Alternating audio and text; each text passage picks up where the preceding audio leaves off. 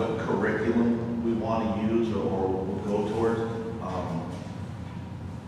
But I don't think it's the board's job to tell the superintendent how to institute a reading program. I mean, we would certainly, if he asks us, we would tell him and guide him. If we thought he was doing the wrong program, we would tell him. But I'm not sure that it's the board's job to tell him how to institute a reading program. So that's my view on it. I guess probably differ a little bit on that. I mean, first of all, we have the bare minimum requirements, and I'm assuming that the school's obligated to be responsible for it. We have to meet those. To be honest, I believe reading is really the key to many, many things in life, and I think that has to be established at the early age, kindergarten, first, second grade. So I honestly think there probably needs to be more focus on the reading programs, and I would probably push that opinion as a school board member.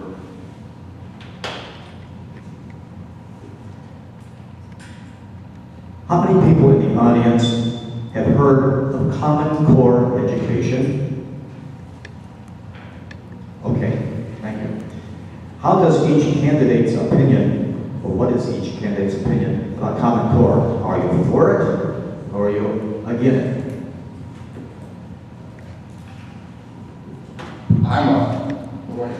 That's for everyone. Let's start it right over there.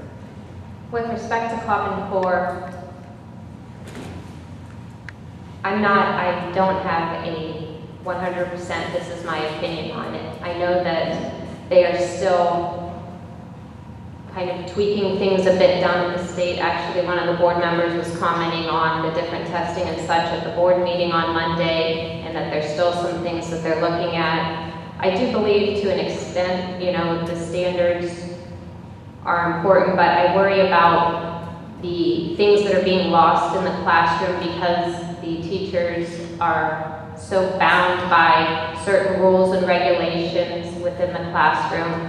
So I'm still on the fence with respect to that. That's my honest answer with regard to Common Core. I'm pretty much on the same line as her. I like the idea of it, but again, as she said, I don't know it gets lost without the teachers being allowed to go above and beyond or to modify. I don't think everybody fits into one category. You got to change how some things can be done. So,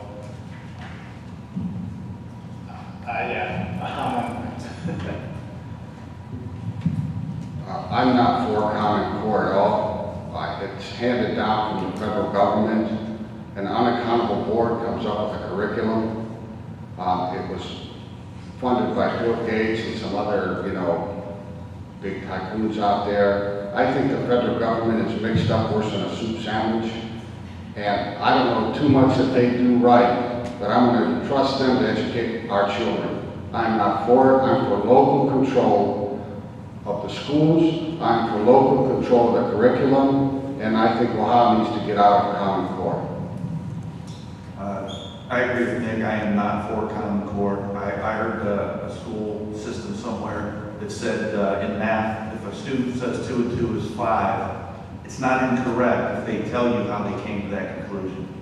Well, I wouldn't want that kid building anything for me. I think Common Core does not have a place in our education system. I think we need to be more oriented toward critical thinking. So our kids can learn and expand and ask why and not just be told what the answer is to everything. I'll second many of the opinions and just get to the point I do not support it.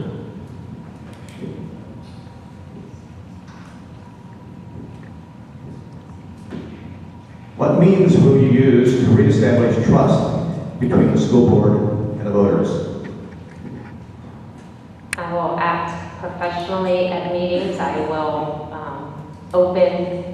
I want you to come to me to contact me. There's means by email, telephone. I would encourage and want to attract as many people to come forward and speak and share their opinions with me. We have a wide demographic in our communities, and I think all of those are important to be heard, and that's mainly it. I believe in honesty, as Carl said, and just providing you with the facts that we are able to provide you with, honestly and openly. That's what I will do. I will act professionally and function properly as a board member. I have no power to act individually or to try and go about and do things on my own. That is how I will hopefully earn your trust. And I will respect you, and hopefully in return you will respect me. Again, I'll work professionally with the board. I'll honor the sunshine law. To gain your trust, they said it, just be honest, be transparent. If you're honest and transparent, then you don't need to remember anything really, because nothing's a lie. We're your voice. Like I said at the beginning, I'm not doing anything for me. I would be your voice. So I think when I brought up about having that forum, that's bringing the community in, getting what you guys want us as a board to do. The more we do that, the more we interact with you guys, the more we'll have that rapport, and then you can see that we are transparent on this. Well, I agree. I think our openness, no backroom deals, and, we lay it out for everyone. I think the more people that are at the meetings, the better. We lay out the finances, what our goals are, and then if people have disagreements, we hash them out. We don't go in some back room and hash out some deal and fire somebody, and the community doesn't know why they're getting fired. So I think, we just need to have open meetings, and that's what the Sunshine Law does. Everyone's welcome. Everyone's welcome to look at the records and see what's going on. I agree the same thing. We need to do everything open up front, and we're going to disagree. You're going to know why we disagree with you, and we're going to know why you disagree with us. And I think over time that will build trust. Yeah, that's just the key is open communication.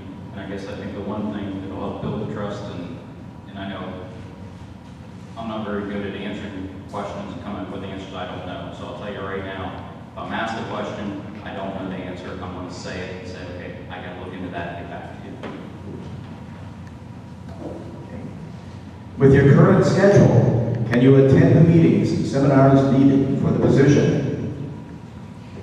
Yes. Pretty much a yes or no. Or yes, but. The simple answer is yes. Yes. Yes.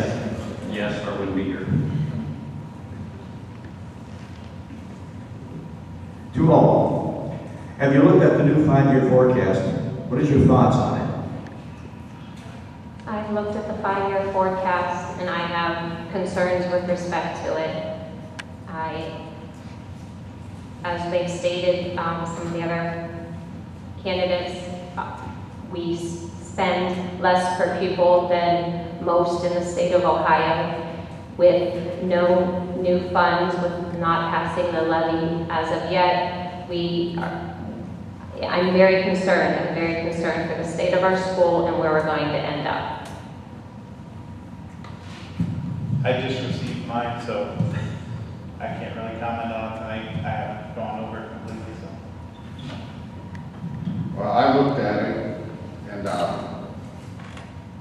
it doesn't look good, but I think the new board needs a chance to see what they can do to fix the current situation, and then go forward with the levy from there to see how much we really need, how much the community is willing to, we can run as many levies as we want, but if we don't have the backing of the community, they're just going to keep failing. So I think the new board should be given a chance to go over it all, to see what we can do, and then prioritize, and then, go to the citizens with the levy and ask them, for what funds we need. But I think we need an opportunity first to go over it. I haven't seen the new 5-year forecast, but I'm sure it's no better than the old 5-year forecast. So I still think that it all points to we need to pass a levy